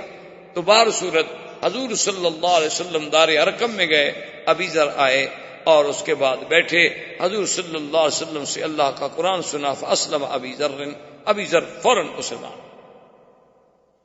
حضور نے فرمایا کہ ابی ذر دیکھو تم کمزور آدمی ہو, اور تم جو ہے ابھی اس کو اپنے اسلام کو اخفاء میں رکھو. اس نے کہا حضور اب اخفاء میں تو میں بھی نہیں رکھتا, لیکن بہرحال یہ ہے کہ میں جا کر اپنے قبیلے میں محنت کروں. تو حضرت ابی ذر پھر تشریف لے گئے بنی غفار میں, تقریباً 15 سال دعوت اسلام دیتے رہے. اور اس وقت ابھی کوئی احکام تو نازل نہیں ہوئے تھے نا کہ نماز سکھائی جائے, روزہ سکھایا جائے, حج سکھایا جائے, یہ تو احکام ابھی نازل ہی نہیں ہوئے. اس وقت تو صرف درس توحید دیا جاتا تھا اور شرک سے بچانے کے سبق دیے جاتے تھے, اور نبوت اور رسالت کا مقام سمجھایا جاتا تھا, اور آخرت پر ایمان کے بارے میں مختصر سی باتیں بتا دی جاتی تھیں. اور اتنی باتیں تو الحمدللہ ایک آدمی اگر صدق قلب سے چاہے تو تھوڑے سے وقت میں سیکھ لیتا ہے.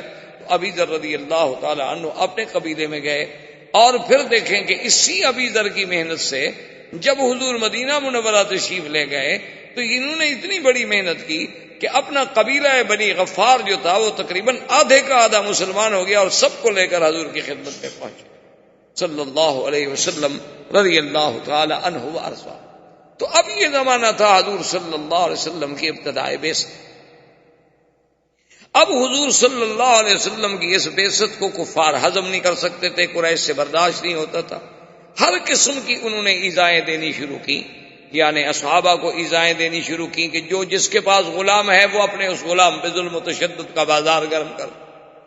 اتنی ایذائیں پہنچائیں کہ جس کا آدمی تصور نہیں کر سکتا. حتیٰ کہ اللہ تبارک و تعالی رحمت کرے, سب سے پہلے حضور صلی اللہ علیہ وسلم کے بعد جس نے کلمہ حق بلند کیا وہ سیدنا ابی بکر تھا. سب سے پہلے انہوں نے آ کے اللہ کے حرم میں کھل کر اللہ کا قرآن پڑھا اور کافروں کو دعوت توحید دی. اور کافروں نے نعوذ باللہ اتنا مارا حالانکہ ابو بکر قریش. حتیٰ کہ تاریخ میں آتا ہے کہ سیدنا ابو بکر کا چہرہ خون میں بھر گیا, یعنی پتہ نہیں لگتا تھا کہ چہرہ کہاں, اتنا خون بہایا گیا. اور اس کے بعد حضرت عبداللہ ابن مسعود رضی اللہ تعالی عنہ نے حضرت ابو بکر کے بعد وہ والے صحابی ہیں جنہوں نے کعبۃ اللہ میں آ کر قریش کے سامنے کھڑے ہو کر قرآن پڑھا. اور ایک روایت میں ہے کہ سورۃ الرحمن پڑھی, اور کافروں نے مارنا شروع کیا. وہ مار رہے ہیں, وہ پڑھ رہے ہیں, وہ مار رہے ہیں, وہ پڑھ رہے ہیں, مار کھاتے رہے لیکن سورت پوری مکمل کر. اور بڑے کمزور آدمی تھے, خفیف آدمی تھے, آپ کی پنڈلیاں مبارک بڑی پتلی تھی. تو ایک دن ایک صحابی ہنس پڑے تو حضور نے فرمایا کیا کہہ رہے ہو, اگر ایک پلڑے میں جبل احد رکھا جائے اور ایک پلڑے میں عبداللہ ابن مسعود کی پنڈلی رکھی جائے تو یہ بھاری ہو جائے گی, اتنا شان والا ہے میرا صحابی. تو عبداللہ ابن مسعود کو بھی دوسرے دن حضور نے فرمایا کہ عبداللہ ابن مسعود تم ایسی کوشش نہ کرو, تم کمزور آدمی ہو, قریش تمہیں ماریں گے, کل بھی تمہیں اتنا مارا. اس نے کہا لو امرتنی رسول اللہ لقرأت اليوم, اگر آپ مجھے حکم دے تو آج میں پھر جا کے پڑھوں قرآن. ماریں گے تو کہ ماریں گے، کیا ہوگا؟ اب حضور صلی اللہ علیہ وسلم کے خلاف قریش نے محاذ بنایا اور ابی طالب کے پاس آئے اور ابی طالب سے آگے کہنے لگے کہ بھئی اب ہم تنگ آ چکے ہیں، دو باتیں چن لو، یا تو حضور صلی اللہ علیہ وسلم سے علیحدہ ہو پھر ہم خود نمٹ لیں گے، یا پھر حضور صلی اللہ علیہ وسلم کو دعوت توحید سے روک دو۔ وہ آپ کا مشہور تاریخ میں آج تک جو جملہ ہے کہ جب ابی طالب نے حضور سے قریش مکہ کے سرداروں کا مطالبہ رکھا تو آپ نے فرمایا واللہ یا امی، میرے چچا خدا کی قسم ہے، لو وضعوا الشمس فی یمینی والقمر فی یساری، اگر یہ سورج لا کے میرے داہنے ہاتھ پہ رکھ دیں اور چاند کو میرے بائیں ہاتھ پہ رکھ دیں، میں ان کو تو ٹھوکر مار سکتا ہوں لیکن اللہ کی توحید کو میں نہیں چھوڑ سکتا۔ ابی طالب نے بھی کہا کہ اچھا بھائی میں کیا کروں؟ دوسرے دفعہ ابی طالب کے پاس وفد لے کے آئے اور ایک دفعہ بڑی عجیب بات کی کہ انہوں نے کہا کہ ایسا کرتے ہیں کہ حضور کا مقابلہ کرنے کے لیے بھئی ہم خود کیوں نہ ایک آدمی پیدا کریں؟ تو انہوں نے نضر ابن الحارث کو پیدا کیا۔ نضر ابن الحارث جو ہے یہ بڑا شاعر تھا، بڑا ادیب تھا اور بڑا لفاظ تھا اور بڑا قصہ گو آدمی تھا۔ ان نے اس کی ڈپٹی یہ لگا دی کہ تم کوئی کام نہ کرو، ہم تمہارے گھر کا سارا خرچ برداشت کر لیں گے، جہاں حضور بیٹھ کے قرآن پڑھیں تم ساتھ قریب بیٹھ کے اپنے قصے کہانیاں شروع کر دو، تاکہ حضور کے پاس لوگ نہیں جائیں گے، تقسیم ہوتے چلے جائیں گے۔ وہ ایک دن، 2 دن، 3 دن، 4 دن کے بعد جھوٹ کا قصہ تو ختم ہو گیا، اتنے جھوٹے قصے سنایا اور قرآن کا مقابلہ کیسے کرے؟ تو جب ان کی یہ چال بھی ناکام ہو گئی، نضر بن الحارث بھی ناکام ہو گیا، اب انہوں نے ایک اور چال چلی۔ وہ چال یہ تھی کہ ایک لڑکا تھا عمار، بعد نے اس کا نام عامر لکھا ہے، بعد نے عمار لکھا ہے، بڑا ہی خوبصورت لڑکا تھا اور اتنا سمجھدار، اتنا ذہین، اتنا ذکی کہ کوئی آدمی اس کو دیکھتا تو بس وہ پاگلوں کی طرح دیکھتا ہی رہ جاتا۔ وہ اس بچے کو لے کے ابی طالب کے پاس آئے اور کہنے لگے کہ ابی طالب ایسا کرو کہ اس بچے کو تم لے لو اور اس کے بدلے میں ہمیں محمد مصطفیٰ دے دو، ہم نے تمہیں حضور کے بدلے میں ایک بچہ دے دیا ہے اور ہم نہیں برداشت کر سکتے اپنے خداؤں کی برائی کہ ہر وقت اللہ کے نبی ہمارے اسلاف کو اور ہمارے آباؤ کو کہتے ہیں وہ پاگل تھے، وہ مشرک تھے، وہ جہنمی تھے، یہ ہم نہیں برداشت کرتے۔ تو ابی طالب نے کہا عجیب لوگ ہو بھائی، تم اپنی طرف سے بڑی سوچ کے آئے ہو، لیکن ہے بڑے عجیب لوگ کہ میں اپنے حقیقی چچے کے بھائی کے بیٹے کو تو تمہارے سپرد کر دوں اور لوگوں کے بچوں کو پالتا رہوں۔ یعنی تم نے ابی طالب کو اتنا کم عقل سمجھا ہے کہ میں غیروں کے بیٹے کو لے کر اس کی تو حفاظت کروں اور اپنا بھائی کا بیٹا جو ہے وہ تمہارے سپرد کر دوں کہ تم اس پہ ظلم کرو، میں محمد پاک کو نہیں چھوڑ سکتا۔ دیکھیں کہ بعض اوقات اپنے قبیلے کی غیرت بھی بڑی عجیب ہوتی ہے نا جی۔ تو حضور پاک نے ابی طالب سے اور ان کے بیٹوں سے اور وہاں جو موجود تھے قبیلہ بنی ہاشم بنی عبد المطلب کے لوگوں سے کہا کہ دیکھو سنو، میری وجہ سے تم کیوں مصیبت میں مبتلا ہوتے ہو؟ تم علیحدہ ہو جاؤ، میں نے تو اللہ کا فرض پورا کرنا ہی کرنا، میں نے تو خدا کو اللہ کی توحید بیان کرنی ہے اور خدا کے حکم کو پورا کرنا ہے۔ لیکن دیکھیں انہوں نے کہا کہ محمد سنو، ہم تمہارے دین پہ تو نہیں ہیں، لیکن خدا کی قسم ہے تم جاؤ اللہ کے دین کی دعوت دو، جو تمہارا مقابلہ کرے گا ہم تمہارا ساتھ دیں، ہم تمہارا دین نہیں قبول کرتے لیکن ہم تمہاری اہانت اور تمہاری تکلیف نہیں برداشت کرتے۔ تو اسی طرح آتا ہے کہ حضور صلی اللہ علیہ وسلم اللہ کے کعبے میں عبادت کر رہے تھے کہ ابو جہل لعنت اللہ علیہ، جو سب سے بڑا دشمن اسلام، دشمن رسول صلی اللہ علیہ وسلم، بلکہ حضور نے فرمایا کہ فرعون هذه الامہ، میری امت کا اگر کوئی فرعون ہے تو ابو جہل۔ اور ایک روایات میں یہ بھی آتا ہے حضور نے فرمایا کہ فرعونی اشد من فرعون موسیٰ، کہ میرا فرعون جو ہے وہ موسیٰ علیہ السلام کے فرعون سے بھی بڑا سخت ہے۔ کہ موسیٰ علیہ السلام کے زمانے میں جو فرعون تھا اس کو تو ایک غوطہ لگا پانی میں اور کہنے لگا آمنت برب موسیٰ و ہارون، اور یہ بدبخت مرتے وقت بھی کلمہ نہیں پڑھا اور ایمان نہیں لے آیا۔ تو یہ فرعون جو ہے اشد من فرعون۔ تو حضور صلی اللہ علیہ وسلم کے قریب آیا اور کہنے لگا کہ یا محمد صلی اللہ علیہ وسلم، کہنے لگا کہ دیکھو تم جانتے ہو کہ اس وقت میں سردار مکہ ہوں، تم جانتے ہو کہ اس وقت میرا قبیلہ جو ہے بنی مخزوم، وہ کتنا بڑا قبیلہ ہے، بنو مخزوم قبیلے کا تھا، قریش تھا، قریبی تھا، اور میں تمہیں کہتا ہوں کہ آئندہ نہ تو تم اللہ کے کعبے میں یہاں آ کر عبادت کرنا ظاہراً کھلے ہو کر، اور نہ ہی یہاں کھڑے ہو کے کسی کو توحید کا سبق پڑھانا، ورنہ نعوذ باللہ کچھ ہو جائے، سارے قریش والے میرے خلاف کھڑے ہو جائیں، لیکن یہ ہے کہ میں آپ کو پھر زندہ نہیں چھوڑوں۔ اور اس کے بعد آتا ہے ابو جہل اور بنو مخزوم اپنے قبیلے کو اکٹھا کرتا ہے اور کہتا ہے کہ دیکھو بات سنو، اب میں اس مقام پہ آ گیا ہوں کہ مجھے حضور صلی اللہ علیہ وسلم کی باتیں برداشت ہیں، میں نے فیصلہ کر دیا ہے، تم میری قوم ہو، اگر کل کو میرا ساتھ دو گے تو تمہاری مرضی، اگر میرا ساتھ نہ بھی دو تو تمہاری مرضی، لیکن میں اب حضور صلی اللہ علیہ وسلم پر حملہ کروں گا اور آپ کو زندہ نہیں چھوڑوں۔ تو قبائل میں تو قبائلیت کی بات ہوتی ہے نا، ان میں تو عصبیت جاہلیہ ہوتی ہے، وہ یہ تو نہیں دیکھتے کہ حق کی بات کیا، وہ کہتے ہیں ہمارے قبیلے کی بات ہے، ٹھیک ہے جی ہم تو تمہارے ساتھ ہیں نا، وہ بھائی ہماری قوم کا مسئلہ ہے، برادری کا مسئلہ ہے۔ تو انہوں نے کہا کہ ٹھیک ہے ابو جہل ہم بھی تمہارا ساتھ دیں گے۔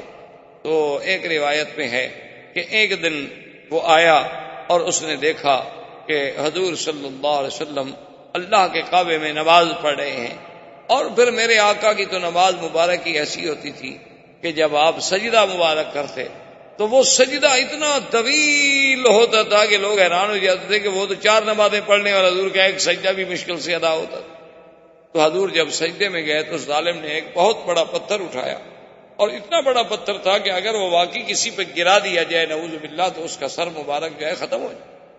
تو وہ پتھر لے کے آیا، اور قبائل والے دیکھ رہے ہیں کہ چلو جی آج ابو جہل اپنا انتقام لینے کے لیے، اور پھر کھلا سفید بالکل ظاہر باہر، کوئی چھپا نہیں۔ تو جب حضور کے قریب گیا تو الٹے پاؤں بھاگا، اور وہ پتھر بھی گر گیا، اور وہ یعنی اتفاق ہے کہ بچ گیا، ورنہ اسی پتھر سے خود مر جاتا۔ اتنا بڑا پتھر اس نے اٹھایا ہوا تھا، اور پاؤں پیچھے، لرزہ بدن پہ آیا۔ تو بنو مخزوم اور لوگ کٹھے ہو گئے، انہوں نے کہا کیا ہو گیا؟ کہنے لگا تم لوگوں نے کچھ نہیں دیکھا؟ انہوں نے کہا نہیں ہم نے تو کچھ نہیں دیکھا۔ کہنے لگا واللہ بینی و بینہ فحل، میرے اور آپ کے درمیان میں فحل کہتے ہیں یعنی بیل جو نر ہو، گائے بیل جو آپ کہتے ہیں نا، لیکن ایسا نر جو بہت بڑا طاقتور، اس کو کہا جاتا ہے فحل۔ کہتے تم نے نہیں دیکھا؟ وہ تو ایک اژدہا کی طرح ایک فحل تھا، ایک بہت بڑا نر بیل تھا جس نے اپنے انیاب نکالے ہوئے تھے اور مجھ پہ حملہ آور ہوا۔ اگر میں ادھر بھاگ نہ جاتا تو مجھے کھا جاتا، مار دیتا اور پاؤں تلے راؤنڈ ڈالتا۔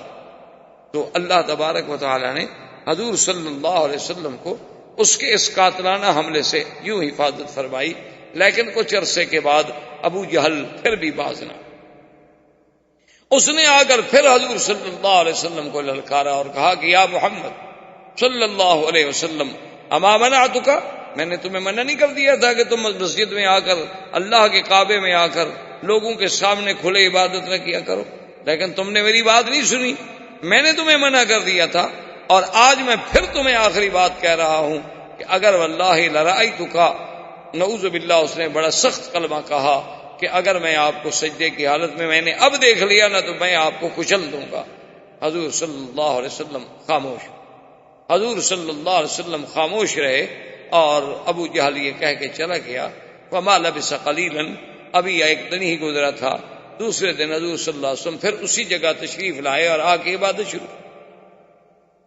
اب جب عبادت شروع کی، ابو جہل کو پتہ چلا کہ حضور تو پھر عبادت کر رہے، اس نے کہا میری تو بالکل سبکی ہو گئی کہ میں نے تو کھلا چیلنج کیا تھا، اور اللہ کے نبی کو تو میرے اس چیلنج پر کوئی اثر ہی نہیں ہوا، اور پھر وہ جا کے اللہ کے کعبے میں عبادت کر رہے ہیں۔ تو وہ ظالم جوش میں آ کے وہاں سے بڑھا اور ایک بہت بڑا پتھر لے کے آیا اور کہنے لگا کہ آج تو میں بالکل ہی نہیں چھوڑوں گا، کچل دوں گا۔ جب حضور کے قریب آیا تو اس کے بعد الٹے پاؤں بھاگا اور گرا، چہرہ متغیر ہو گیا، ڈر کے مارے کانپ رہا ہے۔ قبیلے کے لوگ آئے، پوچھا، کہتا ہے واللہ بینی و بینہ خندقا من نار، کہ جب میں آگے بڑھا حضور کے اور میرے درمیان میں ایک آگ کی بڑی بڑی نہر بنی ہوئی تھی، اگر میں ایک قدم بھی آگے بڑھاتا تو مجھے تو آگ جھلس دیتی۔ اور حضور نے بھی فرمایا کہ واللہ لو دنا منی، خدا کی قسم ہے کہ آج اگر ابو جہل میرے قریب آتا لختطف الملائکہ، اللہ کے فرشتے اس کی بوٹی بوٹی کر کے اڑا دیتے، پھر دنیا میں اس کا وجود ہی نہ۔ تو اب حضور صلی اللہ علیہ وسلم کی زمانہ بعثت کا، یعنی آپ کی دعوت کا، آپ کی تبلیغ کا، آپ کے انذار کا، اور کفر کے مقابلے کا، اور کفر کے ظلم و تشدد کا دور شروع ہو گیا کہ کہ ایسے ایسے، اور خدا کی قدرت دیکھیں کہ یہ جو آپ کا 13 سالہ دور ہے مکی زندگی کا، یہ 1 دن کا دور نہیں، 2 دن کا دور نہیں، 4 دن کا دور نہیں، 13 سال، 13 سالہ زندگی کا دور، اور صبر محض۔ یعنی آپ حیران ہوں گے، لوگ تو کہتے ہیں نا کہ اسلام تلوار کے زور سے پھیلا، اسلام کیا ہے جی، ان کا تو نشان ہی تلواریں ہیں، بس لوگوں کو کاٹ دیتے ہیں اور کاٹ کے پھینک دیتے ہیں اور یہ کر دیتے ہیں۔ 13 سال تک اللہ کے نبی نے دعوت کے میدان میں جو تکلیفیں اٹھائی ہیں، جواب کیا تھا؟ صبر محض کے رسول، فاصبر کما صبر، فاصبر کما صبر اولو العزم من الرسل، کہ محمد عربی صلی اللہ علیہ وسلم آپ صبر کریں بس۔ یعنی صحابہ کو انگاروں پہ تڑپایا جا رہا ہے اور حضور گزرتے ہیں تو کہتے ہیں صبر۔ صحابہ کو نعوذ باللہ یعنی تپتی ہوئی ریت پر لٹا کے اتنے بڑے بڑے کانٹے کھجوروں کے لے کے چبھوئے جاتے تھے اور اسی سے خون نکلتا تھا، پیپ نکلتی تھی، لیکن اس کو حضور پاک کا سبق تھا کہ صبر۔ تم کچھ دیکھو نا جی، کمزور آدمی کچھ نہ کر سکے تو چلو ایک دفعہ تو تھپڑ مار دے گا نا، اگلا آدمی چاہے پھر جو مرضی ہے کر، لیکن حکم یہ تھا کہ فاصبر، صبر، کچھ نہیں کہ کوئی جواب نہیں۔ تو متواتر 13 سال تک مسلمانوں نے اتنی زبردست تکلیفیں برداشت کی کہ جس کا تصور نہیں ہو سکتا۔ آپ حیران ہوں گے کہ بی بی سمیہ جو اسلام لائی حضور صلی اللہ علیہ وسلم پر، ابو جہل ظالم نے اسے کہا کہ اسلام چھوڑ دو، بی بی سمیہ نے کہا کہ اب تو میں حضور صلی اللہ علیہ وسلم کا دامن مبارک نہیں چھوڑ سکتا۔ تو پتہ ہے اس ظالم نے کیا عذاب دیا؟ اس نے 2 سرکش اونٹ منگوائے، بی بی سمیہ کے دونوں ٹانگوں میں رسے باندھے گئے، ان رسوں کو اونٹوں کے گلے میں ڈالا گیا اور دونوں اونٹوں کو مخالف سمت میں دوڑایا گیا، اور بی بی صاحبہ کا بدن جو تھا وہ 2 حصوں میں تقسیم ہو گیا اور ظالم نے نیزہ مارا جو بی بی صاحبہ کو لگا۔ یعنی آپ اندازہ کریں ظلم و تشدد کا کہ ایک زندہ انسان کو یعنی یوں پکڑ کے جیسے آپ مرغی کو 2 حصے کرتے ہیں یا کسی بکری کو آپ 2 حصوں میں تقسیم کرتے ہیں، یہ کہہ دینا تو بڑا آسان، لیکن اسی طرح تقسیم کر دیا گیا۔ لیکن اس وقت بھی ان کی زبان پہ تھا اشہد ان لا الہ الا اللہ واشہد ان محمد رسول اللہ۔ تو حضور صلی اللہ علیہ وسلم نے یعنی اس سے بڑا کوئی ظلم ہوگا کہ میرے آقا طواف کر رہے ہیں، حالت طواف میں ہیں، اور قریش باہر آ کے بیٹھ جاتے، جن کے قریب حضور گزرتے تو وہ گالیاں دینی شروع کر دیتے، جن کے قریب حضور صلی اللہ علیہ وسلم گزرتے تو حضور کی شان میں پھپتیاں کسنی شروع کر دیتے۔ اس سے بڑا ظلم ہوگا کہ حضور صلی اللہ علیہ وسلم رات کو اٹھ کے اگر تہجد کے لیے آ رہے ہیں تو ابھی لہب کی بیوی جو ہے وہ کانٹے اٹھا کے اور کانٹوں والی لکڑیاں اور جھاڑیاں لے کے ان راستوں پہ ڈال دیتی کہ چلو جب حضور گزریں گے اندھیری رات ہوگی پاؤں رکھیں گے، اور نہیں تو کم سے کم کانٹے تو چپ جائیں، کانٹے تو لگیں گے۔ حضور صلی اللہ علیہ وآلہ آلہ وصحبہ وسلم تسلیما کثیرا کثیرا۔ اس طرح یہ دور بعثت اور یہ مکی زندگی کا دور کہ مسلمانوں پر اور ایمان والوں پر، مستضعفین پر، اللہ کے نام لینے والوں پر، حضور کا ساتھ دینے والوں پر ظلم و تشدد کا دور ہے۔ لیکن خدا کی شان ہے کہ آج تک چشم عالم نے ایسے وفاداروں کی پھر مثال بھی نہیں دیکھی، اور آج تک چشم عالم نے حضور صلی اللہ علیہ وسلم کی زبان مبارک میں جو حلاوت، اور آپ کی زبان مبارک میں جو تلاوت، اور آپ کی زبان مبارک میں جو تاثیر، اور آپ کی قرات قرآن میں جو اثر آفرینی، حضور صلی اللہ علیہ وسلم کی یعنی آپ کی وجاہت مبارک اور آپ کے چہرے مبارک میں جو کشش، اور آپ کے جمال میں، آپ کے کمالات میں جو جلا تھی، وہ بھی دنیا میں آج تک کوئی اس کی مثال پیش نہیں کر سکتا۔ اللہ ہمیں حضور کی سیرت پر چلنے کی توفیق عطا فرمائیں اور آپ کی محبت نصیب فرمائیں۔ والسلام علیکم۔ احباب کرام، اس کے بعد اب آپ اس مبارک سلسلے کی CD نمبر 7 سماعت فرمائیں۔